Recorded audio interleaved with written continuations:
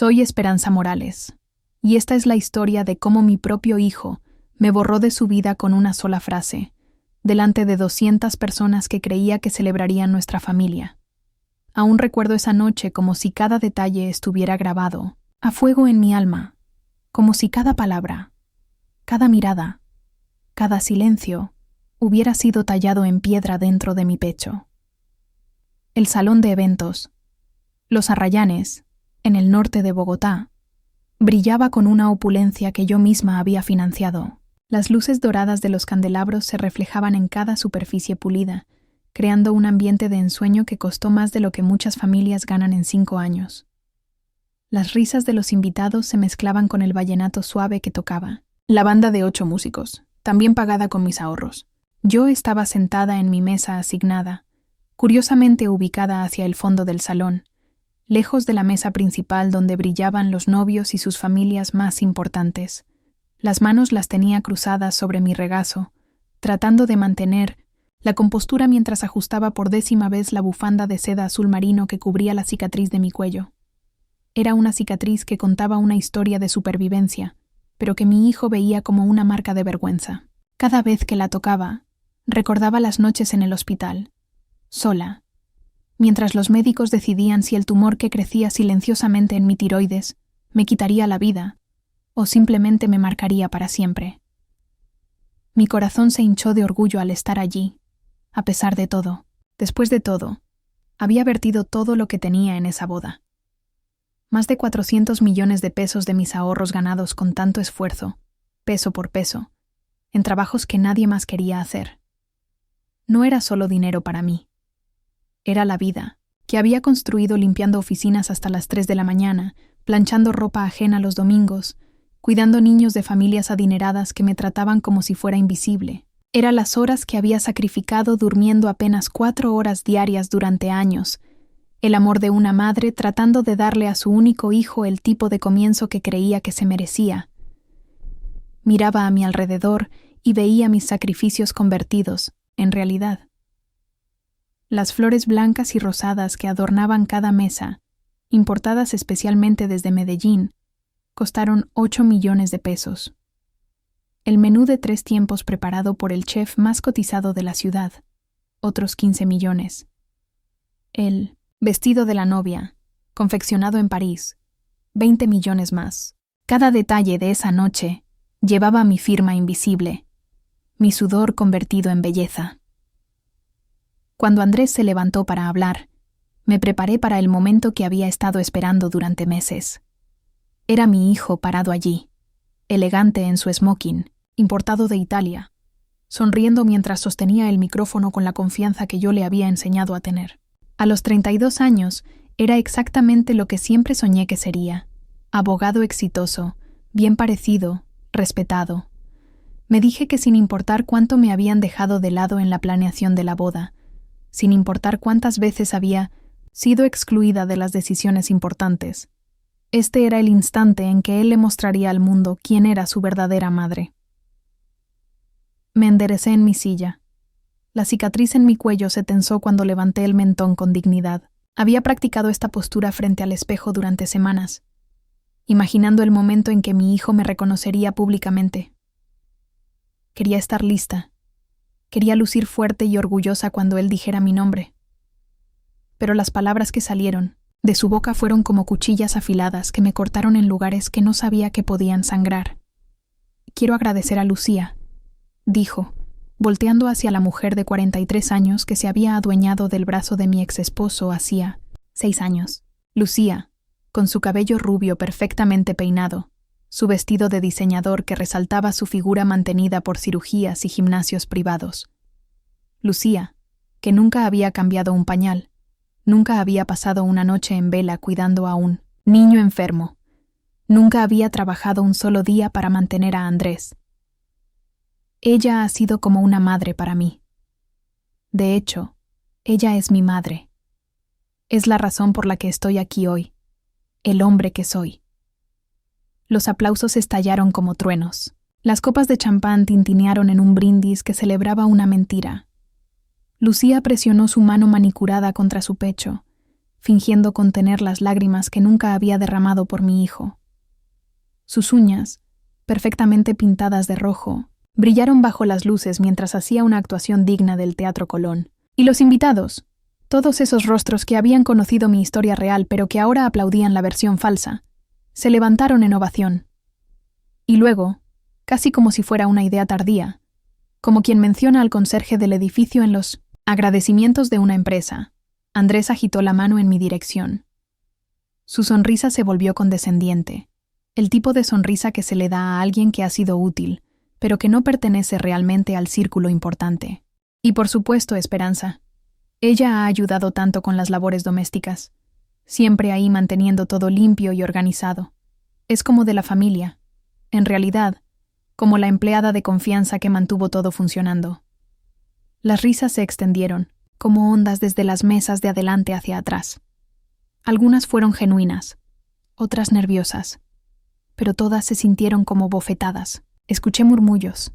¿Esa señora es la empleada doméstica? Qué lindo que la hayan incluido en la celebración. Se ve que Andrés es muy considerado con el personal. Personal. Empleada doméstica. Las palabras resonaron en mi cabeza como campanas funerarias.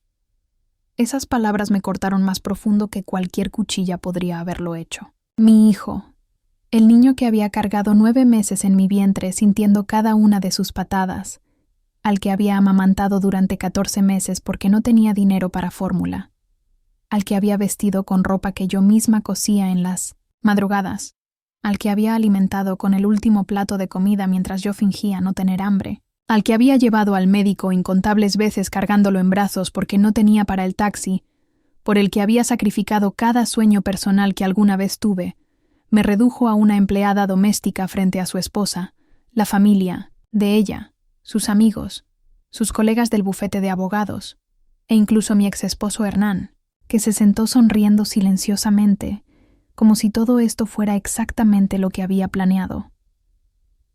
Me quedé helada en mi silla. No podía moverme, no podía respirar, no podía procesar completamente lo que acababa de escuchar. Sentí cada mirada deslizarse sobre mí como insectos arrastrándose por mi piel. Algunas miradas llevaban confusión genuina. ¿Por qué está llorando la empleada doméstica? Otras llevaban lástima condescendiente. Pobrecita, se ve que quiere mucho al patrón. Y algunas simplemente pasaron de largo sin pensamiento, porque después de todo, ¿quién se fija realmente en el personal de servicio? Mis mejillas ardían, como si hubieran sido abofeteadas, pero me negué a darles la satisfacción de verme desmoronar públicamente.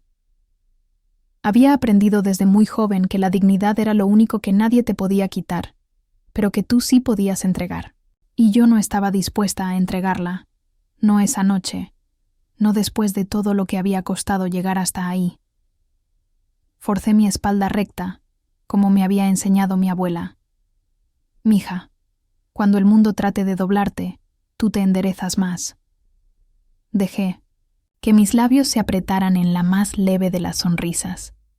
Esa sonrisa que había perfeccionado en décadas de trabajar para gente que me menospreciaba, y tragué la bilis amarga que había subido a mi garganta. Por fuera, mantuve la compostura. Por dentro, sin embargo, algo fundamental se rompió. No se fracturó, se hizo pedazos. El resto del discurso se difuminó en sonidos sin sentido. Las palabras de Andrés se convirtieron en un zumbido lejano mientras mi mente procesaba la magnitud de la traición. Se levantaron brindis celebrando al hijo exitoso y a su verdadera madre. La risa llenó el salón con ecos de alegría falsa, pero yo no escuché ni una palabra más. Mis oídos zumbaban solo con su traición, con el sonido de 32 años de maternidad siendo borrados en 30 segundos. Él me había reescrito, mi propio hijo, como si mi maternidad nunca hubiera existido, como si mis sacrificios hubieran sido invisibles, como si los 400 millones de pesos que financiaron esa noche hubieran aparecido por arte de magia, como si las noches que pasé trabajando hasta el amanecer limpiando oficinas para pagarle la universidad hubieran sido un sueño, como si las veces que comí solo arroz durante semanas para que él pudiera comer carne hubieran sido mi imaginación. Entonces hice lo único que podía hacer para proteger la poca dignidad que me quedaba. Me levanté silenciosamente, con la gracia que me había enseñado una vida de adversidades. Alicé el dobladillo de mi vestido negro, el mismo vestido que había comprado en una tienda de segunda mano, pero que había mandado arreglar para que luciera presentable para la boda de mi hijo, y me fui. No hice una escena dramática como en las telenovelas. No grité, «Yo soy su madre». No corrí al micrófono para confrontarlo. No exigí reconocimiento ni respeto. No les di el espectáculo, que tal vez secretamente esperaban. En lugar de eso, caminé hacia la salida con la cabeza alta, paso a paso, sintiendo el peso de 200 miradas siguiéndome pero sin voltear a ver ni una sola. Caminé hacia el aire fresco de la noche bogotana, lejos de la música que yo había pagado, del tintineo de las copas llenas de champán que salió de mi cuenta bancaria, de las risas de gente que celebraba con mi dinero mientras celebraban mi humillación. Dejé que el silencio de la noche me envolviera como un abrazo que hacía mucho no recibía. Pero mientras caminaba a través del estacionamiento del club, mis tacones de charol haciendo eco contra el pavimento húmedo por la llovizna típica de Bogotá, una tormenta diferente se gestaba dentro de mí. No era la tormenta del dolor o de la autocompasión, era algo mucho más peligroso. La tormenta de una mujer que acababa de darse cuenta de que había llegado al límite de lo que estaba dispuesta a soportar. Andrés pensó que me había silenciado para siempre. Pensó que me había enterrado bajo la vergüenza y la humillación, que me había reducido a un personaje secundario en la historia de su vida. Pensó que había reescrito exitosamente nuestro pasado, borrando décadas de sacrificio materno de un plumazo. Lo que no sabía, lo que ninguno de ellos sabía mientras brindaban por su felicidad construida sobre mentiras, era que yo aún tenía el poder de desmantelar cada cimiento falso sobre el que había construido su nueva vida. Y no eran solo los recuerdos o las emociones heridas lo que tenía en mi arsenal. Eran documentos, recibos, pruebas tangibles de que todo lo que él llamaba suyo en realidad me pertenecía a mí. Esa noche, mientras las lágrimas finalmente corrieron por mis mejillas, pero la determinación endurecía mi columna vertebral como acero, juré silenciosamente algo que cambiaría nuestras vidas para siempre.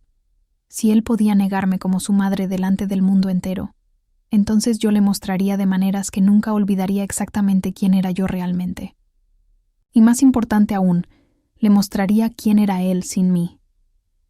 La noche bogotana era fría y húmeda, con esa humedad que se pega a la ropa y a los huesos. Pero mi sangre hervía con una claridad que no había sentido en años, tal vez en décadas. Mientras me alejaba del salón donde se celebraba mi propia muerte simbólica, una sola verdad se cristalizó en mi mente como hielo ardiente. El silencio puede ser el arma más poderosa de todas. Y yo acababa de decidir cargarla, apuntarla y usarla. Recuerdo agarrar el volante de mi Renault Logan 2010, esa noche tan fuerte que mis nudillos se pusieron blancos y mis dedos dolieron durante horas después. Era un carro modesto, con más de 200.000 kilómetros recorridos, pero era mío. Lo había comprado de segunda mano 5 años atrás, pagándolo en cuotas que se comían 1/3 de mi sueldo mensual, pero era mi independencia sobre 4 ruedas gastadas. Las luces del salón Los Arrayanes se desvanecieron en el espejo retrovisor, reemplazadas por el tramo oscuro e interminable de la autopista norte hacia Suba, hacia mi barrio, hacia mi casa. Mi vestido negro aún conservaba el olor a perfume francés que se había filtrado desde las mesas de adelante y al champán Dom Perignon que había pagado yo misma. Pero todo lo que sentía era el aguijón de la humillación pegándose a mi piel como humo de cigarrillo barato. Las palabras de mi hijo resonaban una y otra vez en mi cabeza, rebotando contra las paredes de mi cráneo como una pelota de ping-pong enloquecida, como la empleada de confianza que mantuvo todo funcionando. Así fue como me describió después de que había pasado más de 52 años construyendo mi vida alrededor de él. Después de que había vaciado mi cuenta bancaria, había hipotecado mi futuro y había entregado cada peso ahorrado durante décadas para darle una boda que no merecía. El tráfico nocturno de Bogotá fluía a mi alrededor, como un río de luces rojas y blancas. Buses del Transmilenio rugían en el carril exclusivo, llevando trabajadores nocturnos hacia sus casas, en Suba, Engativá, Bosa. Gente como yo, gente que trabajaba cuando otros dormían, que limpiaba cuando otros ensuciaban, que construía mientras otros se llevaban el crédito. En esos buses iban mujeres que tal vez, como yo, habían sacrificado todo por sus hijos solo para ser ignoradas cuando llegó el momento del reconocimiento. El silencio en el carro era sofocante, denso como la neblina que a veces cubre los cerros orientales en las madrugadas bogotanas. Ni siquiera encendí la radio. No quería música alegre que contrastara con mi estado de ánimo, ni noticias que me recordaran que el mundo seguía girando mientras el mío se había detenido. Quería escuchar la verdad de mi propia respiración, superficial e irregular. Quería sentir el peso de mi corazón latiendo como un tambor funeral en mi pecho.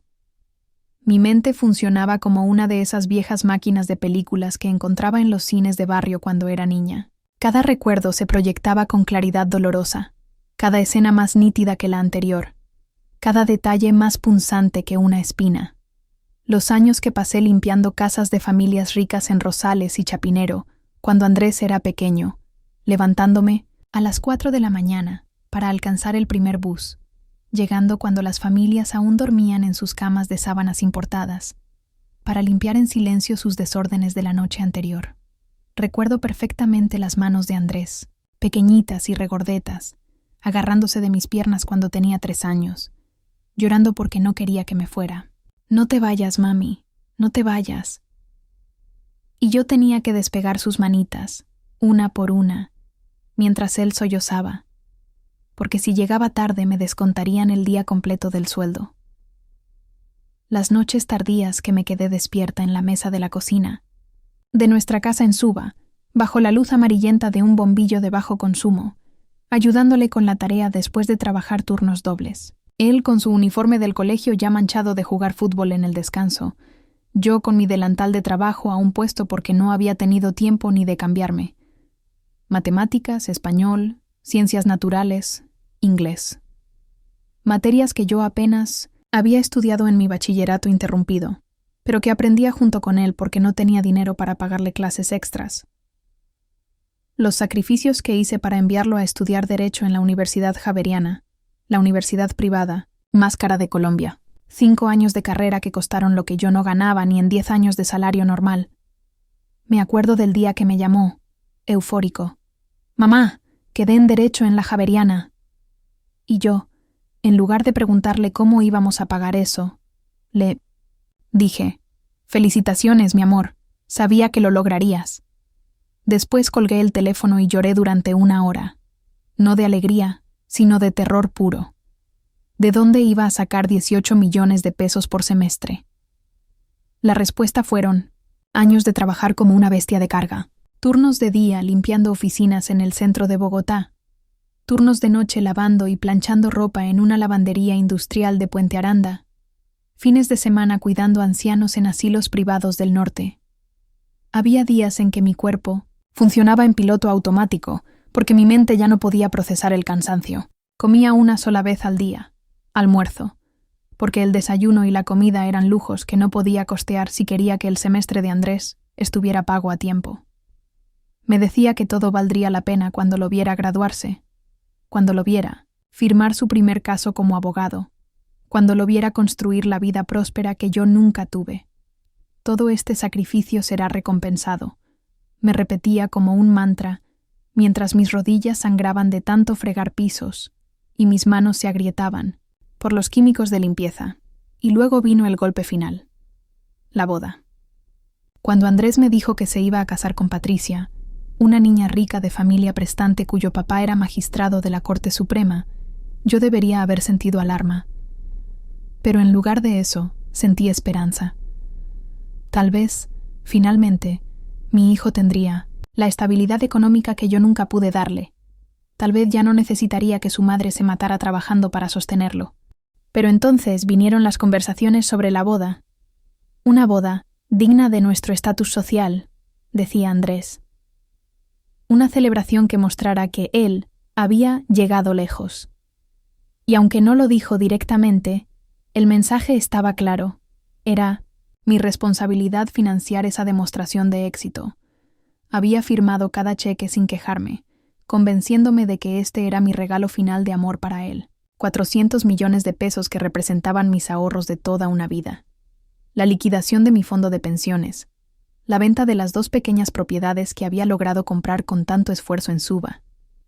Para una boda que duraría 6 horas. 400 millones de pesos. Ese número corrió por mi cabeza como una maldición mientras conducía por la autopista norte.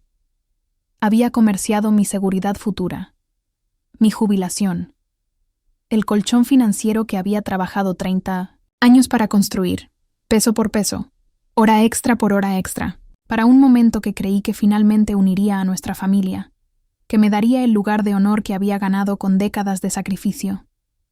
Y a cambio, había sido borrada, reducida a personal de servicio, aplaudida condescendientemente, como si fuera una empleada doméstica especialmente querida. Las lágrimas comenzaron a deslizarse por mis mejillas, pero no eran las lágrimas suaves del dolor o de la autocompasión. Eran lágrimas calientes, enojadas, amargas como hiel. Lágrimas que sabían a traición y a años perdidos, a noches sin dormir y a sueños enterrados. Pensé en cada peso que había entregado para esa boda y cómo cada uno había comprado mi propia humillación. Cada flor, cada plato del banquete, cada nota de la música, cada gota del champán había sido financiada con mi dignidad. Pero mientras las lágrimas corrían, algo más profundo se movía dentro de mí, una realización que llegó como un rayo en medio de la tormenta emocional.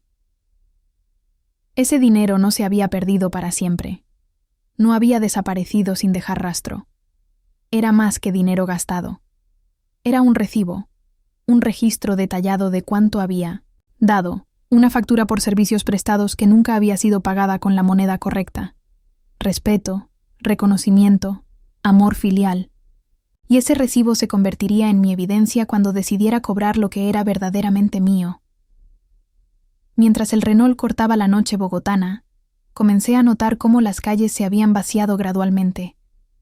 Las familias estaban durmiendo, en sus casas, luces tenues brillando suavemente en las ventanas de apartamentos y casas. Imaginé a todas esas madres acurrucadas en sus camas, probablemente soñando con sus hijos con orgullo, despertando mañana para preparar el desayuno y seguir siendo el pilar invisible de sus familias. Mientras tanto, yo estaba conduciendo sola, hacia Suba, marcada por una cicatriz que mi hijo consideraba vergonzosa, humillada públicamente en una fiesta que yo misma había pagado, abandonada por la única persona por la que había valido la pena vivir durante más de 3 décadas. Calm. Soledad se presionó sobre mí como una manta pesada y húmeda, pero debajo de esa soledad ardía algo mucho más poderoso y peligroso. La determinación fría y calculadora de una mujer que acababa de tocar fondo y había decidido rebotar hacia arriba con fuerza. Si Andrés se había parado en ese escenario, dorado, frente a 200 personas, y anunciado al mundo que yo no era más que su empleada doméstica, entonces acababa de darme el permiso oficial para dejar de tratarlo como mi hijo. Si él podía reescribir la historia y borrar mi maternidad de un plumazo, yo podía reescribir nuestro futuro y borrar su comodidad de la misma manera. Estacioné el Renault frente a mi casa en Suba, la misma casa de 2 pisos que había comprado, con crédito del Infonavit, cuando Andrés tenía 8 años. La misma casa donde lo había criado, donde había curado sus gripes y celebrado sus cumpleaños, donde había llorado de alegría cuando me mostró su título universitario. La misma casa por la que había trabajado día y noche para conservar después de que su padre Hernán nos abandonó cuando más lo necesitábamos. Me senté en la entrada del garaje por mucho tiempo antes de apagar el motor, dejando que el tic-tac del carro enfriándose llenara el silencio de la madrugada. Eran las 2:15 de la mañana, según el reloj digital del tablero. En pocas horas, el sol saldría sobre Bogotá. Otro día comenzaría, y la vida seguiría como si nada hubiera pasado. pero algo fundamental había cambiado para siempre esa noche. El cordón invisible que me había atado a mi hijo durante 32 años se había cortado con sus propias palabras. Y ahora, por primera vez en décadas, era libre. Libre para dejar de sacrificarme. Libre para dejar de dar sin recibir. Libre para usar todas las armas que había estado guardando en silencio, esperando el día en que las necesitara. Sabía entonces que el silencio sería mi estrategia principal. No gritaría como una mujer histérica. No rogaría por reconocimiento, como una mendiga. No exigiría respeto como quien no tiene poder para obtenerlo. En lugar de eso, dejaría que mis acciones hablaran lentamente, cuidadosamente, y de maneras que lo despojarían de todo lo que pensaba que poseía. Porque había algo que Andrés, en su arrogancia de abogado exitoso, había olvidado completamente. Todo lo que él consideraba suyo, en realidad, me pertenecía a mí. La casa, donde vivía, las cuentas que manejaba, los vínculos financieros que lo mantenían a flote, los documentos que demostraban de dónde había salido realmente su éxito. Todo llevaba mi firma, mi sacrificio, mi nombre. Ese viaje a casa fue el más largo y, paradójicamente, el más revelador de mi vida. Había salido del salón como una madre humillada. Llegué a mi casa como una mujer con un plan. La venganza, me di cuenta esa noche, no tenía que ser ruidosa para ser efectiva.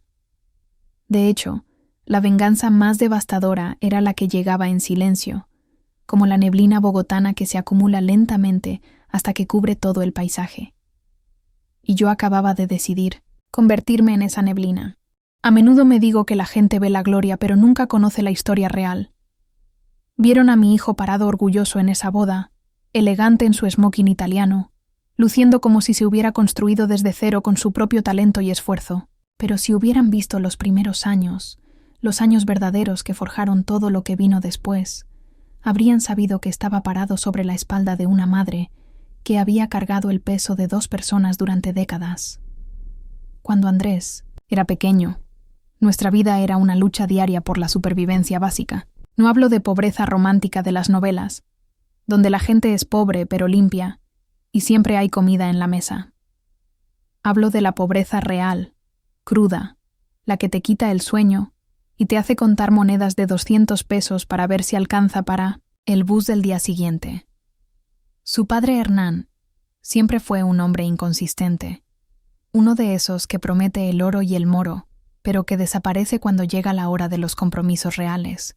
Algunas semanas estaba ahí, jugando el papel de esposo responsable y padre amoroso, comprando helados para Andrés y flores baratas para mí, hablando de grandes planes y oportunidades de negocio que estaban a punto de concretarse. Y luego, sin previo aviso, desaparecía durante días o semanas enteras, persiguiendo esquemas piramidales que lo iban a hacer millonario, o mujeres más jóvenes que lo hacían sentir como el galán que nunca había sido realmente.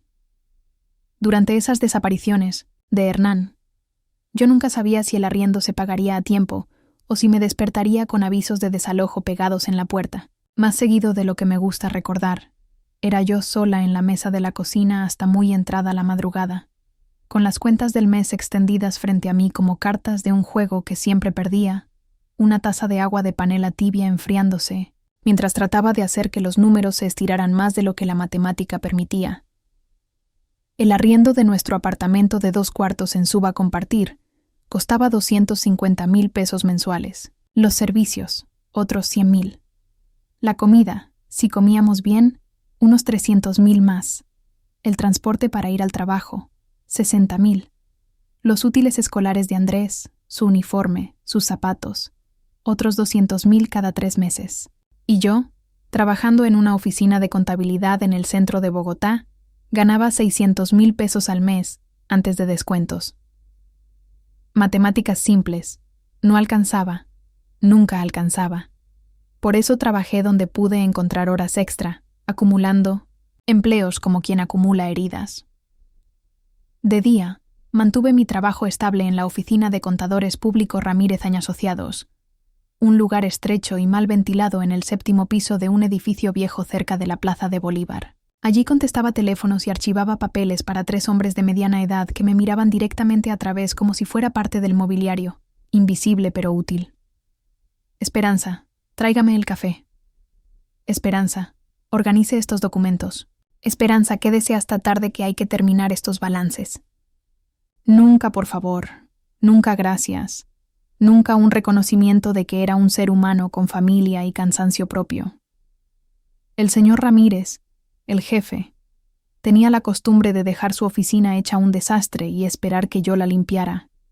Porque total, usted ya está aquí. Tazas de café sucias, ceniceros llenos de colillas, papeles por el suelo, manchas de tinta en el escritorio. Esperanza, por favor arregle un poco aquí adentro antes de irse. Y yo, necesitando el trabajo desesperadamente, sonreía y decía: por supuesto, señor Ramírez. Pero las 600,000 pesos mensuales de la oficina no bastaban ni de cerca. Por las noches, cuando el resto del mundo se iba a descansar, yo me convertía en otra persona. Me quitaba la blusa y falda de oficinista, me ponía jeans viejos y zapatillas desgastadas, agarraba un balde, trapos y productos de limpieza, y me dirigía a los edificios del centro y norte de Bogotá donde las luces nunca se apagaban.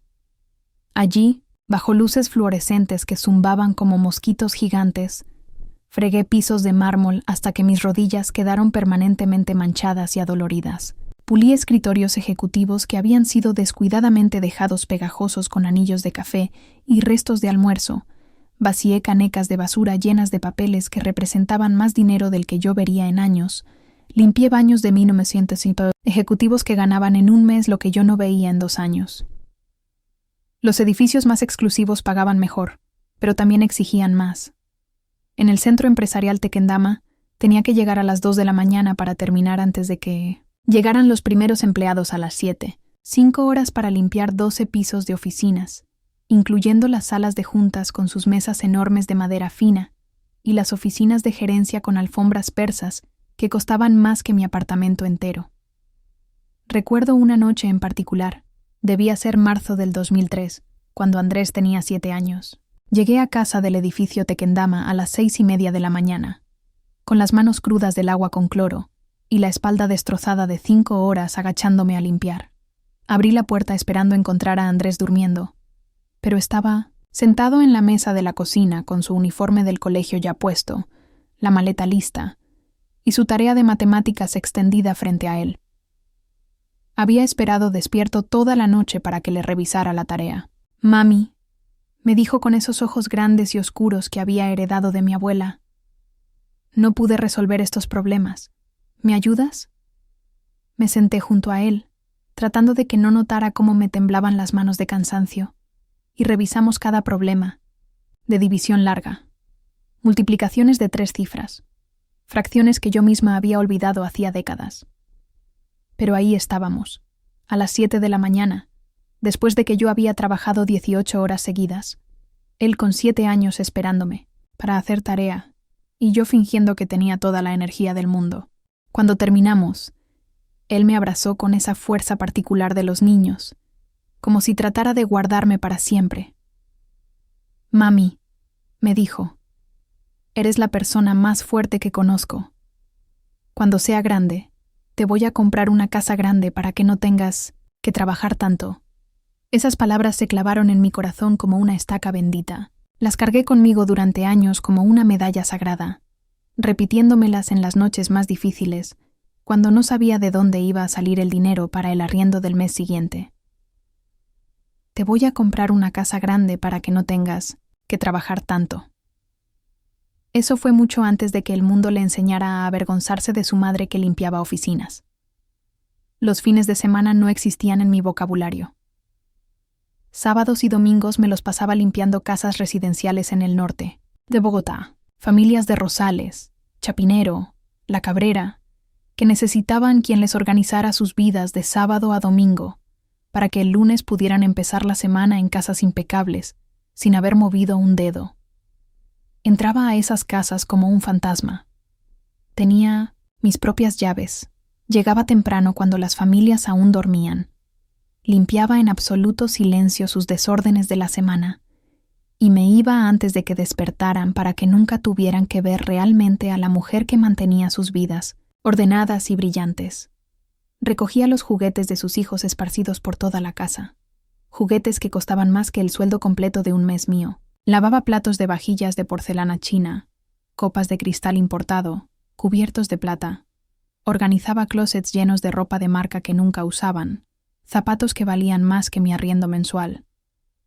Y mientras limpiaba esas casas que olían a dinero y tranquilidad, pensaba en mi propio apartamento de 2 cuartos, donde Andrés estudiaba en una mesa plástica bajo un bombillo que parpadeaba, donde las paredes tenían manchas de humedad que no podíamos arreglar, donde el agua caliente era un lujo que solo nos permitíamos los domingos.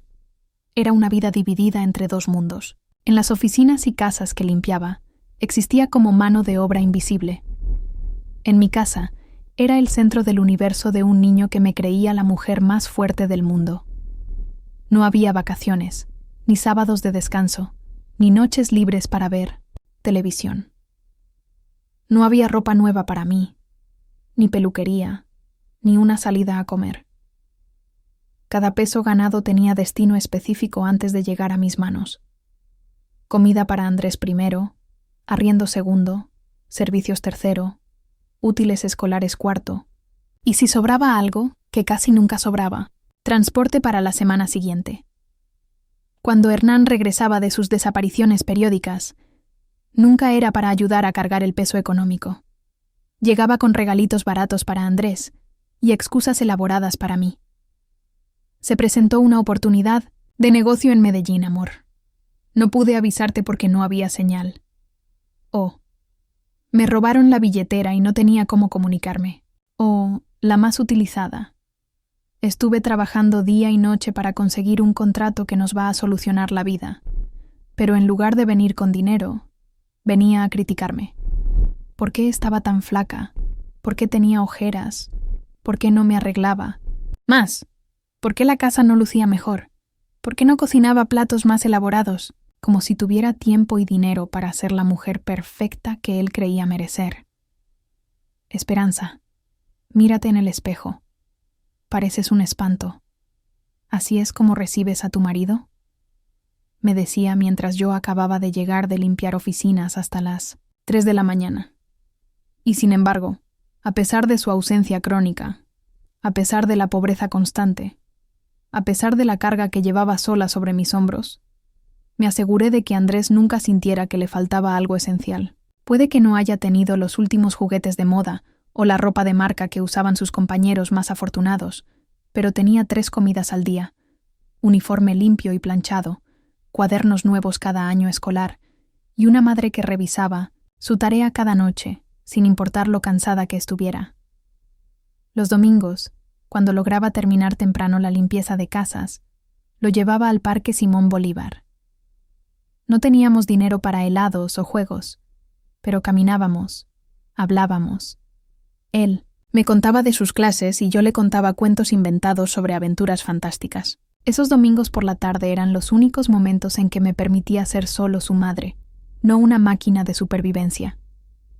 Mirando hacia atrás ahora, me doy cuenta de que esos años de pobreza extrema me moldearon como el acero se moldea en el fuego.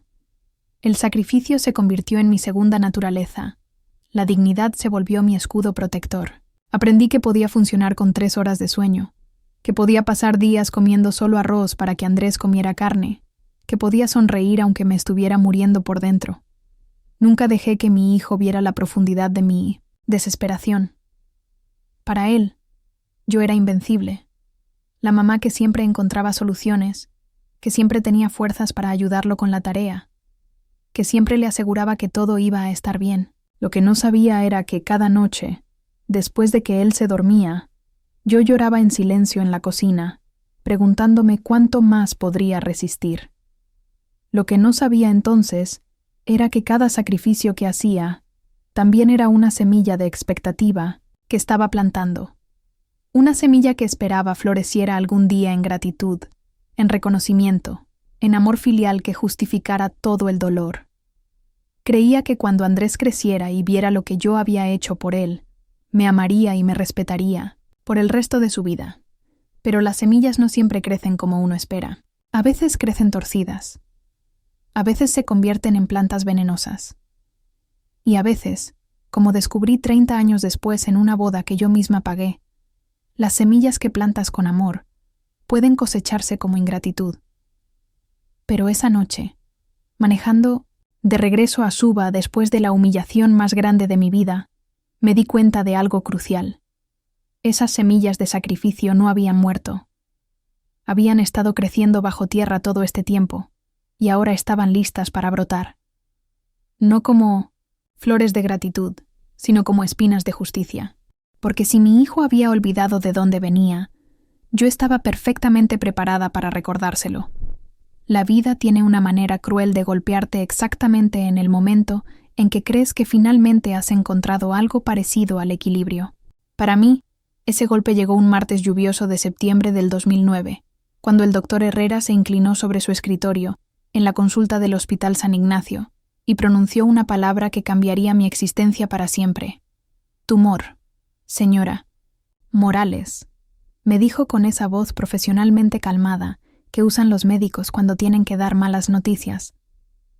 Los resultados de la biopsia confirman que tiene un tumor en la glándula tiroides. Es necesario que programemos una cirugía lo antes posible. Me quedé sentada en esa silla de plástico azul, mis manos apretadas en mi regazo como si mantenerme muy quieta pudiera hacer que las palabras retrocedieran y salieran de la habitación. Pero no retrocedieron. Se quedaron ahí, flotando en el aire con olor a desinfectante, pegándose a mi piel como una condena. Tumor. La palabra rebotaba dentro de mi cabeza como una pelota de caucho, cada rebote más fuerte que el anterior. Tumor, tumor, tumor. Es... No pude terminar la pregunta. Las palabras se me atoraron en la garganta, irónicamente en el mismo lugar donde crecía esa masa que amenazaba con matarme. No podemos determinar si es maligno hasta después de la cirugía, me explicó el doctor mientras escribía algo en mi historia clínica con una letra ilegible que parecía jeroglíficos médicos. Pero lo que sí puedo asegurarle es que necesitamos actuar rápido. El tumor está creciendo y está empezando a presionar estructuras importantes. Salí del hospital caminando como una sonámbula. El ruido del tráfico bogotano me llegaba amortiguado, como si estuviera bajo el agua. La gente pasaba a mi lado apurados, viviendo sus vidas normales, mientras yo cargaba esta nueva realidad que dividía mi existencia en dos, antes del tumor y después del tumor. Los meses que siguieron se sintieron como una pesadilla de la que no podía despertar. Era un desfile interminable de citas médicas, exámenes de sangre, ecografías, consultas con diferentes especialistas que me tocaban el cuello con manos frías, mientras murmuraban entre ellos usando términos que yo no entendía pero que sonaban definitivamente aterradores. Tiroidectomía parcial, decían. Posible invasión a estructuras adyacentes. Riesgo de daño a las cuerdas vocales. Cada frase era como una piedra más en una pila que me aplastaba lentamente. Pero lo peor no era el miedo a la muerte. Lo peor era tener que seguir funcionando como si nada pasara. Los doctores no me dieron incapacidad laboral porque el tumor aún no había sido operado, y yo no podía darme el lujo de faltar al trabajo. Los días se convirtieron en una rutina mecánica de supervivencia. Levantarme a las 5 de la mañana, con una sensación de peso en el cuello que cada día era más intensa. Trabajar en la oficina fingiendo que todo estaba bien. Ir a citas médicas en mis horas de almuerzo. Y seguir limpiando oficinas por las noches porque las cuentas no se pagaban solas. Andrés tenía 16 años entonces.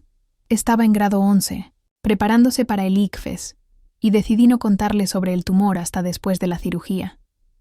No quería que sus estudios se vieran afectados por preocupaciones que él no podía resolver. Así que durante meses viví con este secreto creciendo literalmente dentro de mí, mientras trataba de ser la madre fuerte e invencible que él necesitaba. Los tratamientos previos a la cirugía fueron agotadores de una manera que nunca había experimentado. No era el cansancio físico del trabajo duro, al que ya estaba acostumbrada. Era un agotamiento que llegaba hasta los huesos, hasta el alma. Había días en que me levantaba más cansada de lo que me había acostado. Mi cuerpo se debilitó de maneras que no entendía. Mi energía se drenó como si tuviera un agujero invisible, por donde se me escapaba la vida. La hinchazón alrededor de mi cuello comenzó mucho antes de la cirugía. Al principio era sutil, algo que yo notaba pero que otros no. Pero gradualmente se volvió más visible, más imposible de esconder. Empecé a usar bufandas en pleno calor bogotano, pañuelos que me subía hasta casi taparme la barbilla, cuellos altos que me sofocaban, pero que ocultaban la deformidad que crecía cada día. Me encontré evitando los espejos, especialmente los de los baños públicos con luces fluorescentes crueles, que hacían que la hinchazón se viera aún peor. En las casas elegantes que limpiaba los fines de semana, había espejos de cuerpo entero con marcos dorados que reflejaban una mujer que ya no reconocía. Flaca, demacrada, con el cuello hinchado y deformado, con ojeras profundas que parecían moretones. Pero el golpe más devastador no vino del diagnóstico médico ni de los tratamientos que me dejaban exhausta. Vino del hombre que había prometido amarme en las buenas y en las malas, en la salud y en la enfermedad. Hernán, que llevaba años entrando y saliendo de nuestras vidas como una puerta mal ajustada, comenzó a alejarse de una manera que al principio fue sutil, pero que rápidamente se volvió dolorosamente obvia. Las visitas al hospital se volvieron más cortas, más espaciadas. Las llamadas telefónicas se redujeron a mensajes de texto escuetos. ¿Cómo sigues? Estoy ocupado en el trabajo. ¿Ali?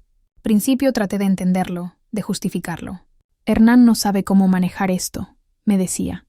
Los hombres se asustan con las enfermedades. Tal vez está trabajando más para conseguir dinero para los gastos médicos. Pero en el fondo sabía que esas eran excusas que me inventaba para no enfrentar la realidad de lo que estaba pasando. La realidad era que Hernán se sentía repugnado por mi enfermedad. No lo dijo con palabras, pero lo decía con su cuerpo cada vez que me veía. La manera en que evitaba mirarme directamente al cuello, cómo se las arreglaba para no tocarme, ni siquiera para darme la mano. La forma en que se sentaba lo más lejos posible de mí cuando tenía que acompañarme a alguna cita médica. ¿Te duele?, me preguntaba a veces, pero con el tono de alguien que espera que la respuesta sea no, para no tener que lidiar con las complicaciones de un sí. Después de la cirugía, que fue un éxito parcial porque lograron remover el tumor, pero tuvieron que dejar la cicatriz más grande de lo esperado debido a complicaciones, la distancia de Hernán se volvió un abismo. La cicatriz corría desde la base de mi garganta hasta casi detrás de la oreja derecha, una línea irregular y gruesa que se veía como un tajo hecho con machete. Se va a ver mejor cuando sane completamente, me decía el doctor Herrera durante las consultas de control. Pero yo veía la cara de Hernán cada vez que me miraba y sabía que para él nunca se iba a ver mejor. Se iba a ver como lo que era, la marca permanente de una mujer que había estado enferma, que había estado vulnerable, que ya no era la esposa joven y saludable que él creía merecer. Las excusas para no venir a casa se volvieron más elaboradas y menos creíbles. Tengo que trabajar hasta muy tarde para cubrir los gastos médicos, amor.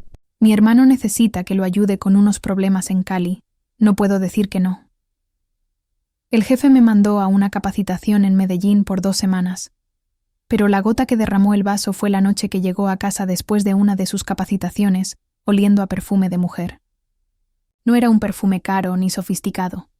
Era uno de esos perfumes dulzones que venden en las tiendas de barrio, el tipo que usan las muchachas de 20 años que creen que entre más fuerte huela, más atractivas van a resultar. Estaba sentada, en la mesa de la cocina, revisando cuentas médicas que no sabía cómo íbamos a pagar, cuando él entró arrastrando los pies como si hubiera caminado kilómetros. La bufanda que tenía puesta se me había aflojado, y la cicatriz estaba visible bajo la luz amarillenta de la cocina.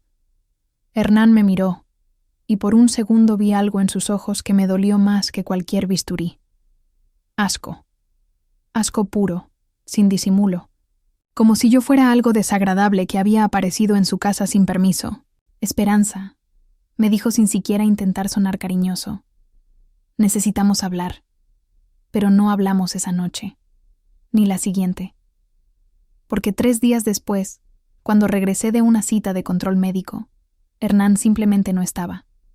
Sus cosas habían desaparecido. La ropa, los zapatos, el cepillo de dientes, incluso el retrato de su mamá que tenía en la mesa de noche. Como si hubiera sido borrado de la casa, como si nunca hubiera existido. No dejó una nota. No hubo una conversación de despedida. No hubo una explicación o una disculpa. Simplemente se evaporó de nuestras vidas como humo, dejándome sola con una cicatriz que apenas estaba empezando a sanar y con un hijo adolescente que ahora tendría que criar sin ninguna figura paterna. El abandono de Hernán durante mi enfermedad me enseñó algo fundamental sobre la naturaleza humana que hasta entonces había preferido ignorar. Hay gente que solo te ama cuando eres conveniente para ellos, cuando eres joven, saludable, sin problemas, sin cicatrices. Pero en el momento en que necesitas apoyo real, en que tu amor deja de ser fácil y cómodo, esa gente desaparece tan rápido como llegó. Siempre había sabido que el amor de Hernán era superficial, pero nada me preparó para la crueldad de ser abandonada exactamente en el momento en que más lo necesitaba. La traición cortó más profundo que cualquier bisturí quirúrgico, dejando cicatrices emocionales que nunca sanaron, completamente. Estaba luchando por mi salud física, pero de repente también tenía que luchar por la supervivencia económica y emocional como madre soltera. Andrés era lo suficientemente grande para entender que algo había pasado, pero demasiado joven para procesar completamente el peso de la situación. Durante días me preguntó dónde estaba su papá, y yo no sabía qué decirle sin destruir completamente la imagen que tenía de él. Papá tuvo que viajar por trabajo, mi amor. Va a estar fuera por un tiempo largo. Era más fácil mentir que explicar que su padre había huido porque no soportaba tener una esposa marcada por la enfermedad. Pero mentir también tenía un costo emocional. Cada día que pasaba sin que Hernán regresara, cada pregunta de Andrés sobre cuándo volvería su papá, cada noche que me acostaba sola en esa cama que olía a abandono, era un recordatorio de que ahora tenía que ser madre y padre al mismo tiempo, con la mitad de los recursos y el doble de responsabilidades.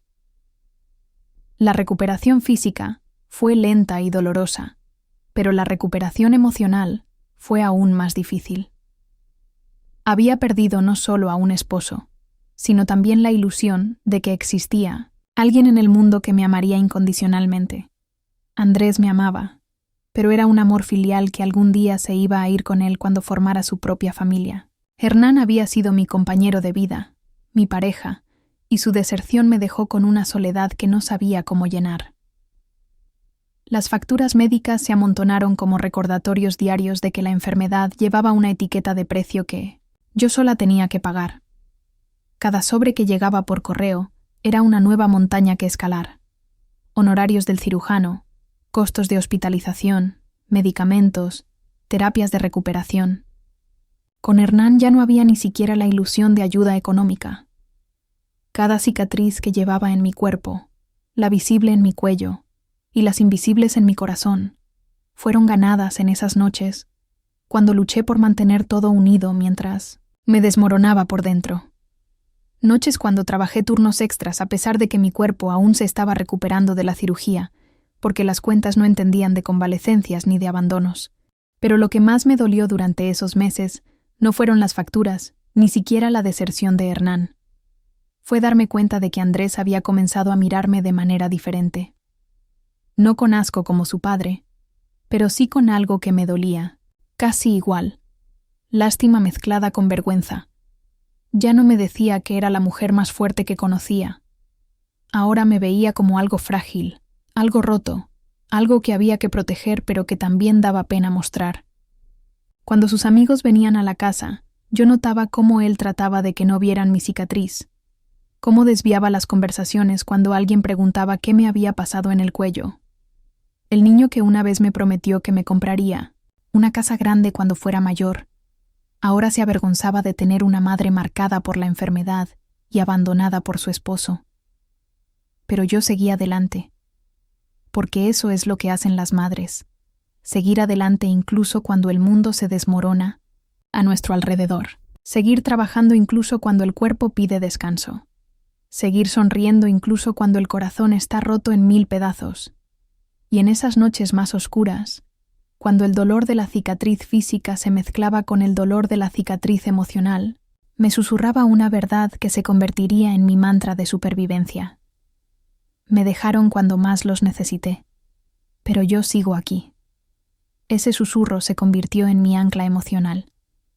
Podían llevarse su amor superficial, sus promesas vacías, su presencia conveniente, pero no podían llevarse el hecho de que yo era una sobreviviente. No podían borrar mi capacidad de resistir, de adaptarme, de convertir el dolor en fuerza. Y aunque no lo sabía en ese momento, esa fuerza forjada en la soledad y el abandono sería exactamente lo que necesitaría años más tarde, cuando mi propio hijo decidiera abandonarme de una manera aún más cruel que su padre.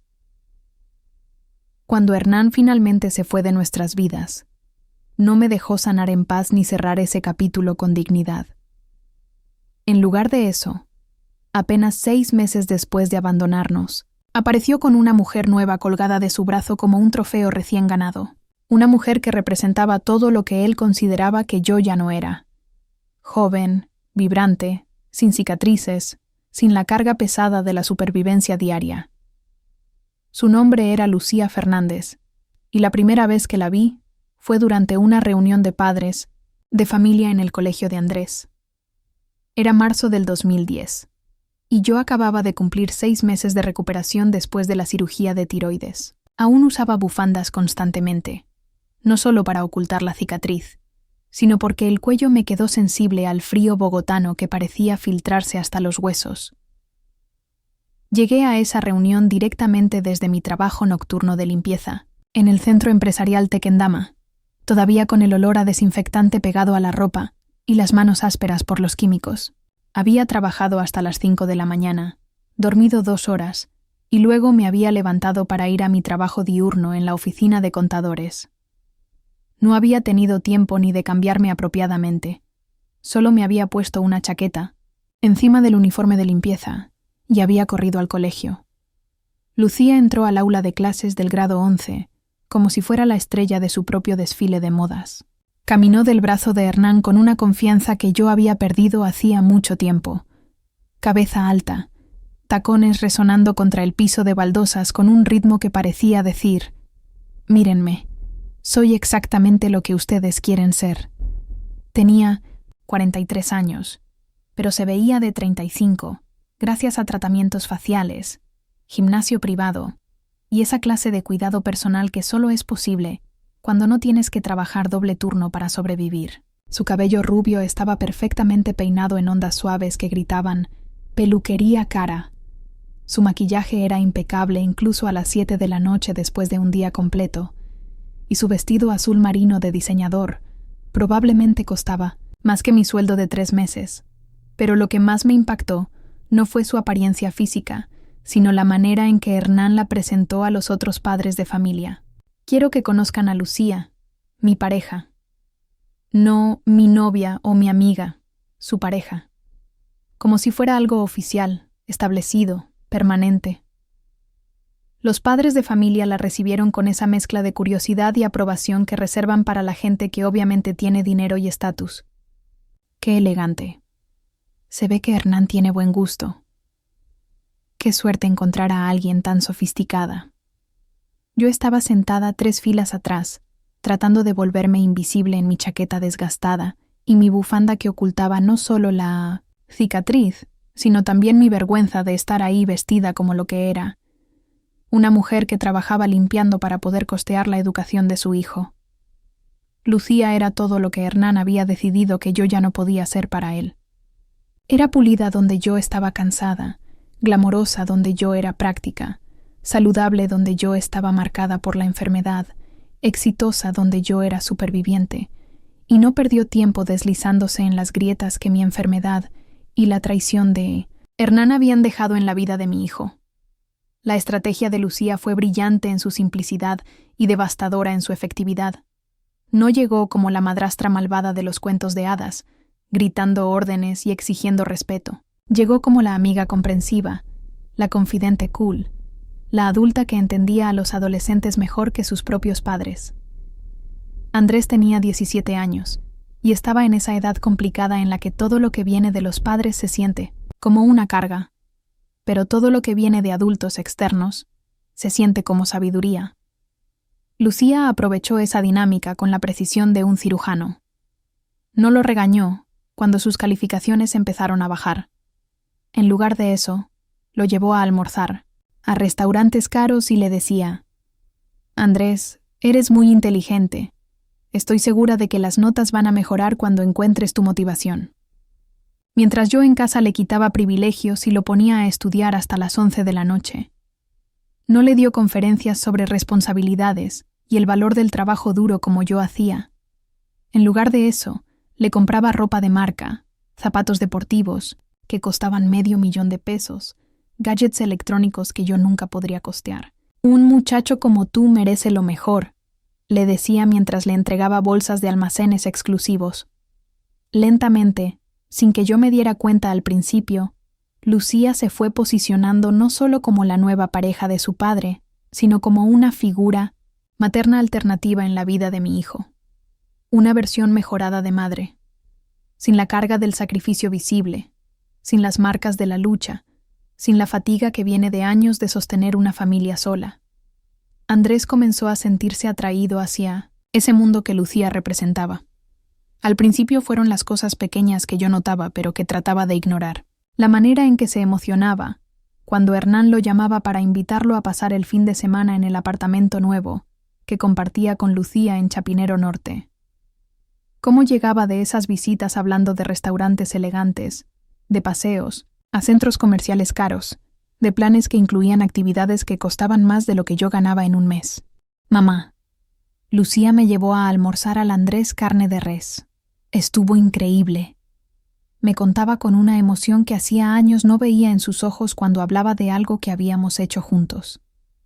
«Mamá, Lucía dice que debería estudiar administración, de empresas en vez de derecho, porque los empresarios ganan más dinero». Y yo, que había trabajado como una mula para poder pagarle la universidad que él quisiera estudiar, tenía que sonreír y decir: «¿Tú qué piensas, mi amor?». Pero fue haciéndose más serio con cada mes que pasaba. Lucía comenzó a ayudarlo con cosas que tradicionalmente habían sido mi territorio como madre. Cuando tuvo que presentar exámenes de admisión para la universidad, fue Lucía quien lo acompañó a comprar los formularios y quien lo ayudó a llenarlos, porque tenía más experiencia con ese tipo de trámites. Cuando necesitó ropa formal para su ceremonia de graduación de bachillerato, fue Lucía quien lo llevó de compras a almacenes donde yo nunca había puesto un pie, porque sabía exactamente qué estilo le quedaría mejor. Cuando tuvo dudas sobre qué carrera estudiar, fue a Lucía a quien le pidió consejo, porque ella había estudiado en universidad privada y entendía mejor cómo funcionaba ese mundo. Podía sentirlo alejándose de mí con cada conversación, con cada plan, con cada experiencia que compartía con ella en lugar de conmigo. No era que hubiera dejado de amarme, pero había empezado a verme de una manera completamente diferente. Donde Lucía brillaba con juventud, sofisticación y posibilidades infinitas, yo representaba limitaciones, cicatrices y la realidad cruda de la supervivencia diaria. Donde ella le ofrecía un mundo de comodidades y experiencias lujosas, yo le ofrecía lecciones sobre el valor del trabajo duro y la importancia de apreciar lo que se tiene. Lo supe definitivamente el día que cumplió 18 años. Habíamos hecho planes para celebrar en casa con una torta que yo misma había hecho y una cena especial que había estado planeando durante semanas. Pero 2 horas antes de la celebración, Hernán llamó para invitarlo a cenar en un restaurante exclusivo de la zona rosa. «Mamá», me dijo Andrés con esa mezcla de culpa y emoción que se ve en la cara de los niños cuando saben que están lastimando a alguien pero no pueden resistir la tentación. «Papá y Lucía quieren llevarme a celebrar a la Macarena. Dice que ya hizo reservación para 3. Reservación para 3, no para 4. Yo, la madre que lo había parido, criado y mantenido durante 18 años, no estaba incluida en la celebración del cumpleaños de mi propio hijo. «Ve tranquilo, mi amor. le dije con una sonrisa que me costó más energía que un turno completo de limpieza. La torta la guardamos para mañana. Esa noche, mientras Andrés celebraba su mayoría de edad en un restaurante caro con su padre y la mujer que lo había abandonado durante mi enfermedad, yo me quedé sola en la cocina con una torta de chocolate que había hecho con tanto amor que cada ingrediente llevaba un pedacito de mi corazón. Pero lo que más me dolió no fue quedarme sola esa noche. Fue darme cuenta de que Andrés había empezado a avergonzarse de las diferencias entre los dos mundos que ahora formaban parte de su vida. El mundo de Lucía, donde todo era elegante, fácil, sofisticado, y mi mundo, donde las cosas se conseguían, con esfuerzo, donde la elegancia era un lujo que no podíamos permitirnos, donde la sofisticación se medía en la capacidad de resolver problemas, no en la capacidad de evitarlos. Empezó a dudar antes de invitar a sus amigos a nuestra casa en 1900. Suba. No porque la casa estuviera sucia o desordenada, sino porque comparada con el apartamento de Lucía en Chapinero Norte, la nuestra se veía exactamente como lo que era: la casa de una familia trabajadora que había luchado por cada metro cuadrado. Comenzó a sentirse incómodo cuando yo aparecía en eventos del colegio con mi ropa de trabajo, porque Lucía siempre llegaba impecablemente vestida como si fuera a una sesión de fotos. Empezó a preferir que fuera Hernán quien lo representara en actividades escolares, porque Hernán con Lucía proyectaban la imagen de éxito y estabilidad que él quería mostrar al mundo. Y lentamente, casi imperceptiblemente, comenzó a mirarme, con vergüenza cuando usaba las bufandas que ocultaban mi cicatriz. No decía nada, pero yo veía cómo desviaba la mirada cuando alguien preguntaba por qué siempre tenía el cuello cubierto, cómo se ponía tenso cuando estábamos en público, y alguien notaba la deformidad que la cirugía había dejado. Era como si hubiera decidido que existían dos versiones de madre en su vida, y una era aceptable para mostrar al mundo, mientras que la otra era mejor mantenerla en privado. Lucía representaba la versión aspiracional, la madre que él hubiera querido tener. Yo representaba la versión real, la madre que le había dado todo pero que cargaba las marcas visibles de esa entrega. Lucía nunca tuvo que decirme nada directamente para establecer su territorialidad. Su poder estaba precisamente en lo que no decía, en las sonrisas diplomáticas cuando nos encontrábamos en eventos escolares, en la manera sutil en que ponía una mano posesiva en el hombro de Andrés cuando yo estaba presente, en el tono ligeramente condescendiente con que se refería a él como «nuestro muchacho», cuando hablaba con otros padres. Era un robo silencioso pero sistemático. Cada regalo que le daba a Andrés, cada experiencia que compartía con él, cada consejo que le ofrecía era una inversión en su lealtad futura. Mientras yo trabajaba turnos extras para pagarle la universidad, ella estaba construyendo un vínculo emocional que yo, en mi cansancio constante y mi preocupación por la supervivencia básica, luchaba por mantener. Era como ver a alguien más, plantar rosas en el jardín que yo había estado regando con mi sudor, mis lágrimas y mi sangre durante 18 años. Y lo más doloroso era que las rosas que ella plantaba eran más vistosas, más fragantes, más fáciles de admirar que las plantas resistentes, pero humildes que yo había cultivado con tanto esfuerzo. Seguí diciéndome que era una fase temporal, que Andrés era joven y que naturalmente se sentiría atraído hacia las cosas nuevas y emocionantes que Lucía representaba.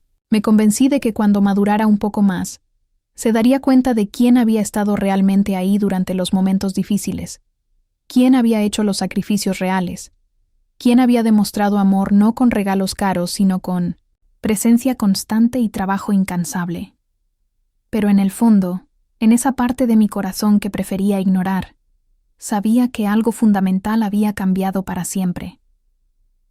Lucía no solo había conquistado el corazón de Hernán, también estaba conquistando la admiración de mi hijo, y yo, marcada por cicatrices físicas y emocionales, cargando el peso visible de años de lucha, me estaba convirtiendo gradualmente en un personaje secundario en la historia de la vida de Andrés. Lo que no sabía entonces era que esta usurpación silenciosa era solo el primer acto de una obra mucho más larga y dolorosa. Una obra que culminaría años más tarde en una boda que yo financiaría completamente, solo para ser presentada como la empleada doméstica que ayudaba con las labores de la casa. Pero semilla por semilla, regalo por regalo, experiencia por experiencia, Lucía estaba sembrando en la mente de mi hijo la idea de que existían dos tipos de madres en el mundo: las que te limitaban con su amor sacrificado y cargado de expectativas, y las que te liberaban con su amor ligero y lleno de posibilidades. Y desafortunadamente para mí, yo había sido clasificada definitivamente en la primera categoría. Hay noches grabadas en mi memoria con la nitidez cruel de las fotografías en 1970, blanco y negro, donde cada sombra cuenta una historia de dolor y cada luz revela una verdad que preferiría olvidar. Esas fueron las noches de los 5 años universitarios de Andrés, cuando yo me convertí literalmente en una bestia de carga humana para sostener sus sueños mientras él aprendía a vivir como si ese sacrificio fuera invisible. Cuando Andrés fue aceptado en la Facultad de Derecho de la Universidad Javeriana en enero del 2011, lloré lágrimas que eran una mezcla extraña de orgullo y terror puro. Orgullo porque mi hijo había logrado entrar a la universidad privada más prestigiosa de Colombia. Terror porque sabía exactamente lo que eso significaba para mis finanzas y para mi cuerpo que ya estaba marcado por años de trabajo excesivo. La matrícula del primer semestre costaba 18.800.000 pesos. 18.800.000 pesos que yo no tenía, que no podía pedir prestados, que tendría que generar con mis propias manos trabajando como nunca antes había trabajado en mi vida. No se trataba solo de la matrícula. Los libros de derecho costaban una fortuna. Cada manual especializado valía entre 300.000 y 500.000 pesos, y cada semestre necesitaba entre 8 y 10 libros diferentes. Los materiales, las fotocopias, los trabajos de investigación, el transporte diario desde Suba hasta Chapinero, las comidas universitarias. Todo se sumaba hasta crear una montaña de gastos que me quitaba el sueño literalmente. Pero había algo, más que dinero en juego. Había una promesa que yo me había hecho a mí misma desde que Andrés era un niño pequeño que se agarraba de mis piernas llorando cuando me iba a trabajar. Él iba a tener las oportunidades que yo nunca tuve. Él no iba a limpiar oficinas a las 3 de la mañana, no iba a contar monedas para ver si alcanzaba para el bus, no iba a conocer el sabor amargo del arroz con sal porque no había dinero para comprar carne. Así que tomé una decisión que cambiaría mi vida para siempre. Trabajaría tanto como fuera humanamente posible para que él pudiera estudiar sin preocupaciones económicas. Él se concentraría en ser estudiante. Yo me encargaría de ser su sustento invisible. Durante esos 5 años, mi rutina diaria se convirtió en algo que ahora, mirando hacia atrás, me parece inhumano. Me levantaba a las 4 de la mañana para preparar el almuerzo de Andrés y planchar su ropa. A las 5:30 salía de la casa para llegar a mi trabajo en la oficina de contadores a las 7. Trabajaba hasta las 4 de la tarde archivando papeles, contestando teléfonos y siendo tratada como mobiliario humano por hombres que ganaban en una semana lo que yo ganaba en 3 meses. Pero el día apenas estaba comenzando. A las 4:30 de la tarde corría a tomar el bus hacia el norte de Bogotá, donde tenía un segundo trabajo limpiando consultorios médicos en una clínica privada de la calle 127. Desde las 5 hasta las 10 de la noche, entraba a cada consultorio como un fantasma silencioso. Desinfectaba camillas, organizaba instrumental médico, limpiaba baños que usaban pacientes que pagaban consultas de 500.000 pesos por sesión. Los médicos de esa clínica ni siquiera sabían mi nombre. Para ellos yo era la señora de la limpieza. Una presencia necesaria pero invisible que se aseguraba de que sus espacios de trabajo estuvieran impecables para recibir a pacientes adinerados al día siguiente. Pero mi jornada aún no terminaba. A las 10 de la noche, cuando la mayoría de las familias bogotanas estaban cenando y viendo televisión, yo tomaba otro bus hacia el centro de la ciudad para comenzar mi tercer trabajo: limpieza nocturna de edificios empresariales. Desde las 1911 de la noche hasta las 5 de la mañana, me movía como un espectro por los rascacielos del centro financiero de Bogotá. Edificios llenos de oficinas de bancos, compañías de seguros, firmas de abogados, consultorías empresariales, lugares donde se tomaban decisiones que movían millones de pesos, donde ejecutivos en trajes de 3 millones planeaban estrategias que afectaban la economía del país. Y ahí estaba yo, con mi uniforme azul de limpieza y mis manos agrietadas por los químicos, fregando los pisos donde ellos caminaban con zapatos que costaban más que mi sueldo mensual, limpiando los baños donde se lavaban las manos que firmaban contratos millonarios, vaciando las canecas llenas de papeles que representaban más dinero del que yo vería en toda mi vida. Cada noche era una maratón de supervivencia física. Mis rodillas, que ya habían sufrido años de trabajo pesado, comenzaron a sangrar regularmente por las horas que pasaba arrodillada fregando pisos. Mis manos se volvieron como piedras ásperas, siempre cortadas, siempre adoloridas, siempre oliendo a desinfectante sin importar cuánto las lavara. Mi espalda se convirtió en un mapa de dolor constante. Había días en que no podía enderezarme completamente después de horas agachada, limpiando debajo de escritorios y archivadores.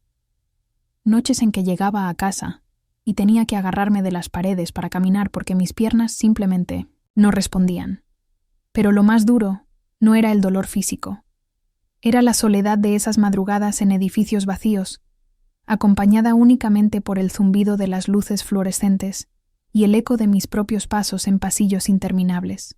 Era trabajar mientras el resto del mundo dormía, existir en los espacios que otros ocupaban de día, pero que se convertían en mi prisión nocturna. Algunas madrugadas, especialmente las de los jueves, cuando ya llevaba 4 noches seguidas durmiendo solo 2 horas, sentía que mi cuerpo iba a colapsar. Me sentaba en el piso de alguna oficina vacía, entre escritorios que no eran míos y computadores que nunca podría comprar, y lloraba en silencio mientras mis manos temblaban de cansancio. Pero entonces pensaba en Andrés, en cómo se levantaba, cada mañana sin preocuparse por el dinero, cómo salía hacia la universidad con los libros comprados y la matrícula al día, cómo podía concentrarse en estudiar sin la angustia de contar monedas para el transporte. Y esas lágrimas de agotamiento se convertían en combustible para seguir adelante. Cada cheque que escribía para la universidad, cada libro que compraba, cada peso que depositaba en su cuenta para gastos personales, salía directamente del dolor de mis rodillas, de la sangre de mis manos agrietadas, de las horas de sueño que yo sacrificaba para que él pudiera descansar. Durante el 2º año de carrera, cuando Andrés necesitó una computadora portátil para sus trabajos de investigación jurídica, trabajé turnos extras durante 3 meses seguidos. Acepté limpiar casas residenciales los domingos, el único día que me había reservado para descansar. Acepté cuidar ancianos enfermos las noches de sábado, cuando mi cuerpo gritaba por unas horas de recuperación. La laptop costó 3.200.000 pesos, una suma que representaba 4 meses completos de trabajo en la oficina de 1906 contadores. Pero cuando se la entregué, envuelta en papel de regalo que había comprado con las últimas monedas que me sobraron, Andrés la recibió como si fuera algo natural, algo que yo simplemente debía proporcionarle porque era su madre. «Gracias, mamá», me dijo con una sonrisa distraída, ya pensando en los programas que iba a instalar y los trabajos que iba a hacer. No preguntó de dónde había salido el dinero, no se ofreció a trabajar medio tiempo para ayudar con los gastos, no pareció conciencia de que esa computadora representaba meses de mi vida trabajando hasta el límite de la resistencia humana. Y yo no se lo dije, porque había decidido desde el principio que él no debía cargar con el peso de mis sacrificios. Quería que se sintiera libre de concentrarse en sus estudios, que sintiera que su camino hacia el éxito profesional estaba pavimentado y despejado, que nunca experimentara la angustia de no saber de dónde iba a salir el dinero para el día siguiente. Pero esa decisión de protegerlo de mi realidad también significaba que él vivía en una burbuja donde el dinero aparecía mágicamente, donde sus necesidades siempre estaban cubiertas, donde alguien más se encargaba invisiblemente de los aspectos prácticos y difíciles de la vida. Mientras yo trabajaba 18 horas diarias para sostener su educación, Andrés se iba adaptando gradualmente a un estilo de vida que incluía cada vez más elementos del mundo de Lucía. Los fines de semana que pasaba en el apartamento de Chapinero Norte se convirtieron en una rutina. Las invitaciones a restaurantes caros, a centros comerciales exclusivos, a actividades que costaban más de lo que yo ganaba en una semana. Lucía, que no contribuía ni un peso a su educación, se convertía progresivamente en la figura materna que él asociaba con experiencias placenteras y relajantes. Mientras yo representaba responsabilidad, trabajo y la realidad cruda de la supervivencia económica, ella representaba diversión, comodidad y la posibilidad de vivir sin preocupaciones. Era una división de roles que me partía el corazón, pero que parecía natural para Andrés. Yo era la madre que resolvía los problemas prácticos, que pagaba las cuentas, que se aseguraba de que tuviera todo lo necesario para estudiar. Lucía era la figura materna que le daba experiencias, que lo acompañaba a eventos sociales, que lo hacía sentir parte de un mundo más sofisticado y elegante. Durante el tercer año de carrera, la situación se volvió aún más compleja cuando Andrés comenzó a traer compañeros de clase a la casa. Estudiantes de familias adineradas que llegaban en carros del año, vestidos con ropa de marca, acostumbrados a un nivel de vida que yo no podía ni soñar con proporcionar. Veía cómo Andrés se sentía incómodo mostrando nuestra casa sencilla en Suba, cómo trataba de explicar por qué yo salía tan temprano y llegaba tan tarde, cómo evitaba que sus amigos vieran mi uniforme de limpieza o notaran mis manos ásperas y cortadas. Una tarde llegué del trabajo diurno y encontré a Andrés con 3 compañeros de clase en la sala. Estaban haciendo un trabajo en grupo sobre derecho comercial. Cuando entré, todavía con el uniforme de la oficina y el cansancio marcado en la cara, noté cómo Andrés se tensó. «Mamá, ellos son Santiago, Alejandra y Camilo». Me presentó rápidamente, claramente esperando que yo me fuera lo antes posible. Los muchachos me saludaron con esa cortesía superficial que la gente educada usa con el personal de servicio. Sonrisas, amables pero distantes, como si yo fuera una extensión del mobiliario doméstico. «¿Les ofrezco algo de tomar?», pregunté, tratando de ser hospitalaria a pesar del cansancio. «No se preocupe, señora», respondió Santiago con ese tono que suena considerado, pero que en realidad significa «no queremos molestarla porque sabemos que usted debe tener otros trabajos que hacer». Me fui a mi cuarto, y desde ahí escuché fragmentos de su conversación. Hablaban de pasantías en bufetes prestigiosos, de contactos familiares en altas cortes, de oportunidades que se abrían para ellos por ser hijos de magistrados, empresarios y políticos influyentes. Y en medio de esa conversación, escuché algo que se clavó en mi corazón como una astilla infectada. Camilo le preguntó a Andrés sobre sus planes para el futuro, y él respondió: «Mi madrastra Lucía tiene contactos en varios bufetes importantes. Ella cree que puedo conseguir una buena pasantía cuando me gradúe». Su madrastra. Así se refería, ahora a Lucía delante de sus compañeros de clase, no como la novia de mi papá o una amiga de la familia. Su madrastra. La mujer que se había ganado un título familiar sin haber hecho ni un solo sacrificio por él. Esa noche, después de que los muchachos se fueran y Andrés se durmió, me senté en la cocina con una taza de agua de panela fría y lloré hasta que no me quedaron más lágrimas. Lloré por los años de trabajo que nadie reconocía, por los sacrificios que se habían vuelto invisibles, por el amor que se daba por sentado. Pero más que nada, lloré porque me di cuenta de que estaba criando a un hijo que se estaba acostumbrando, peligrosamente, a recibir sin dar, a tomar sin agradecer, a vivir como si el mundo le debiera todo, sin que él debiera nada al mundo. Los 2 años finales de su carrera fueron los más duros física y emocionalmente. Mi cuerpo ya no respondía, como antes. Tenía 48 años, pero me sentía como si tuviera 70. Las noches de limpieza se habían vuelto una tortura que soportaba solo porque sabía que era temporal, que cuando Andrés se graduara todo ese esfuerzo habría valido la pena. Pero lo que más me dolía era ver cómo él se había adaptado completamente a ser mantenido. Ya no preguntaba cuándo iba a llegar a casa, porque sabía que yo estaría trabajando. Ya no se ofrecía a ayudar con los gastos, porque asumía que yo tenía todo controlado. Ya no mostraba curiosidad por saber cómo conseguía el dinero para su educación, porque había decidido que esa era mi responsabilidad, no su preocupación.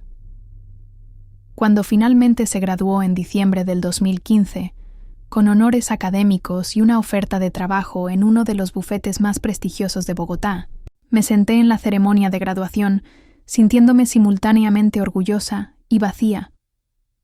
Orgullosa porque había logrado lo que me propuse: darle a mi hijo una educación universitaria de calidad que le abriría todas las puertas profesionales. Vacía porque me di cuenta de que en el proceso había creado a un hombre que tomaba mis sacrificios como algo natural y que había aprendido a valorar más a quien le daba experiencias placenteras que a quien le daba sustento real. Esa noche, mientras Andrés celebraba su graduación en una fiesta cara organizada por Lucía, yo llegué a casa después de mi turno nocturno de limpieza y me miré en el espejo del baño. Vi a una mujer de 48 años que parecía de 60, con manos destruidas por el trabajo, espalda encorvada por años de agacharse a limpiar, y una cicatriz en el cuello que su propio hijo ya no soportaba ver.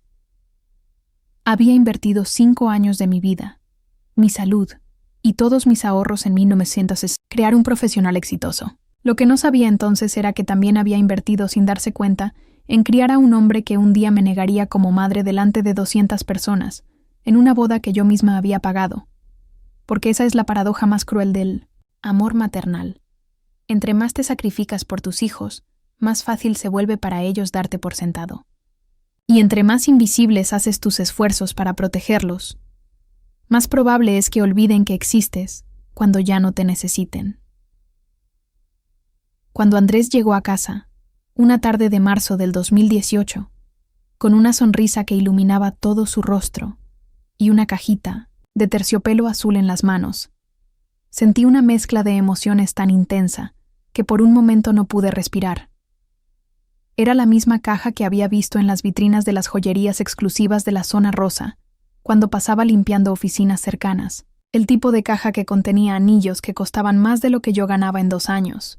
«Mamá», me dijo con esa emoción pura que no había visto en sus ojos desde que era niño. Le propuse matrimonio a Patricia. Dijo que sí. Patricia Maldonado era exactamente el tipo de mujer que yo sabía que Andrés acabaría eligiendo.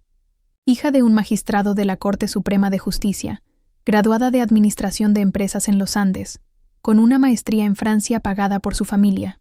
Una niña de 26 años que nunca había trabajado un día en su vida, pero que hablaba de proyectos empresariales y oportunidades de inversión, como si fuera una experta en negocios.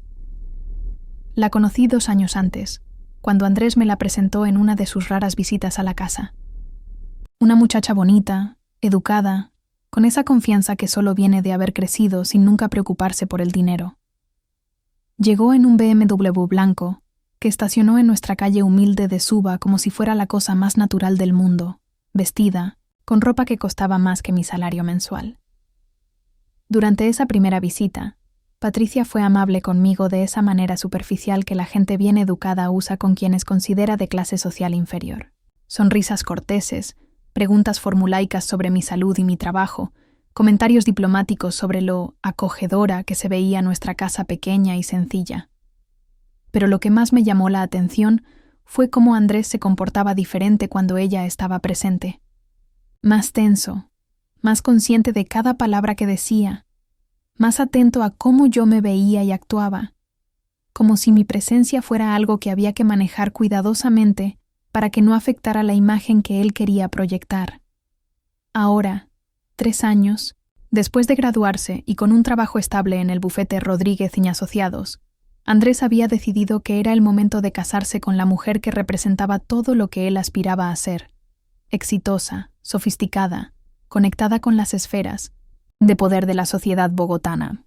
«Estoy tan feliz por ti, mi amor», le dije, abrazándolo con una fuerza que trataba de comunicar 30 años de amor maternal. Patricia es una muchacha encantadora. Van a ser muy felices. Pero incluso mientras pronunciaba esas palabras de bendición maternal, una voz pequeña en el fondo de mi mente susurraba advertencias que traté de ignorar. Advertencias sobre el tipo de boda que una familia como la de Patricia esperaría, sobre el nivel de gastos que eso implicaría, sobre quién terminaría pagando la cuenta de ese sueño de perfección social. No tuve que esperar mucho para que mis temores se confirmaran. Una semana después de la propuesta, Andrés vino a casa con una expresión que reconocí inmediatamente. La misma que había puesto cuando me pidió dinero para la computadora universitaria, para los libros especializados, para todos los gastos extras que habían marcado sus años de estudio. «Mamá», comenzó, sentándose en el sofá de la sala con esa postura ligeramente inclinada que adoptaba cuando necesitaba pedirme algo importante. «Necesitamos hablar sobre la boda». Y ahí comenzó la conversación que cambiaría mi vida para siempre. Patricia y su familia tenían ciertas expectativas sobre el tipo de celebración que sería apropiada para una pareja de su estatus social. El papá de Patricia, don Rodrigo Maldonado, había sugerido que la ceremonia se realizara en la Catedral Primada, seguida de una recepción en uno de los clubes más exclusivos de Bogotá. «Es importante que hagamos las cosas bien, mamá», me explicó Andrés con una seriedad que hacía que sonara como si estuviera discutiendo un caso legal. «Esta boda no es solo una celebración personal. Es una oportunidad de establecer conexiones profesionales importantes, demostrar que he llegado a cierto nivel en la vida». Escuché en silencio mientras él describía la boda de sus sueños con un nivel de detalle que me hizo entender que había estado planeando esto durante meses. 200 invitados en el Salón Los Arrayanes. Una banda de vallenato de 8 músicos que había tocado en bodas de políticos famosos. Un menú de 3 tiempos preparado por el chef más cotizado de la ciudad. Flores importadas, fotografía profesional, video en alta definición, transporte en carros de lujo para los novios. Cada elemento que describía era como una puñalada en mi cuenta bancaria. Pero lo que más me dolió no fueron los números astronómicos que comenzaban a acumularse en mi cabeza. Fue la naturalidad con la que Andrés asumía que yo pagaría por todo eso. «La familia de Patricia va a cubrir algunos gastos», me dijo, aunque su tono dejaba claro que esos algunos gastos no incluían los principales. «Pero tú sabes que nosotros somos los responsables de organizar y financiar la mayor parte de la celebración. Nosotros». Como si Hernán, que había aparecido milagrosamente en nuestras vidas después de años de ausencia, fuera a contribuir algo más que su presencia en la ceremonia. Como si Lucía, que ahora se presentaba como la suegra sofisticada que Patricia merecía, fuera a abrir su cartera para algo más que su propio vestido de invitada. Esa noche, después de que Andrés se fue a su apartamento en Chapinero Norte, un apartamento que yo había ayudado a pagar con el depósito de seguridad, me senté en mi mesa de la cocina con una calculadora vieja y comencé a hacer números que me quitaron el sueño durante semanas. El Salón Los Arrayanes costaba 50 millones de pesos por la noche, sin incluir comida ni bebidas. La banda, de vallenato, 25 millones. El catering para 200 personas con menú de 3 tiempos, 80 millones. Las flores, 15 millones. El fotógrafo y el camarógrafo profesional, 12 millones. El vestido de novia que Patricia había elegido en una boutique exclusiva, 20 millones. Los trajes para Andrés, 3 millones. La decoración, los centros de mesa, las invitaciones impresas en papel especial, las tarjetas de agradecimiento, el pastel de bodas de 3 pisos, los detalles para los invitados, el transporte de lujo. Cada elemento se sumaba hasta crear una cifra que me provocó náuseas. 400 millones de pesos. 400 millones de pesos que representaban todo lo que había logrado ahorrar en mi vida entera, mi fondo de pensiones, mis ahorros para la vejez, los bonos de fin de año que había guardado religiosamente durante décadas, el dinero de la venta de las 2 pequeñas propiedades que había logrado comprar en Suba con tanto sacrificio. Todo. Absolutamente todo lo que tenía y había trabajado para conseguir. Pero no fue solo la cantidad de dinero lo que me paralizó esa noche. Fue la realización de que Andrés ni siquiera había considerado la posibilidad de hacer una boda más sencilla, más acorde con nuestras posibilidades reales. Para él, esa celebración extravagante no era un lujo, era una necesidad social que se daba por sentado que yo debía financiar. Los meses siguientes se convirtieron en un desfile de humillaciones disfrazadas de preparativos de boda. Fui incluida en las reuniones de planeación, pero siempre como la persona que firmaba los cheques, nunca como alguien cuya opinión fuera solicitada o valorada sobre las decisiones importantes. «Esperanza», Necesitamos que firme el contrato del salón, me decía la wedding planner que Patricia había contratado, una mujer que me hablaba como si yo fuera una secretaria ejecutiva especialmente generosa. Esperanza, el catering necesita el 50% del pago por adelantado para reservar la fecha, me informaba Patricia con esa sonrisa diplomática que usaba cuando necesitaba algo de mí. Mamá, el fotógrafo dice que si pagamos todo de una vez nos hace un descuento del 10%, me comunicaba Andrés, como si me estuviera haciendo un favor al ayudarme a ahorrar dinero en una boda que yo estaba financiando completamente. Pero la humillación más profunda no venía de los proveedores que me trataban como un ATM humano, venía de mi propia exclusión de las decisiones que yo estaba pagando. Cuando se discutían los menús, mi opinión no era solicitada porque Patricia y su mamá entienden mejor este tipo de eventos elegantes. Cuando se elegían las flores, yo no era consultada porque Lucía tiene muy buen gusto para estas cosas. Lucía, la mujer que no había aportado ni un peso para la boda, se había convertido en la asesora oficial de estilo y protocolo, mientras que yo, que estaba financiando todo, era tratada como una benefactora invisible cuya única función era pagar las cuentas sin opinar. El momento más doloroso llegó cuando estaban decidiendo la distribución de las mesas para la recepción. Yo asumía naturalmente que estaría en la mesa principal con los novios, los padres de Patricia, Hernán y Lucía. Después de todo, era yo quien había criado a Andrés, quien había pagado su educación, quien estaba financiando toda la celebración. Pero cuando vi el borrador de la distribución que Patricia había preparado, mi nombre estaba en una mesa, hacia el fondo del salón, junto con tíos lejanos y amigos poco importantes de la familia Maldonado.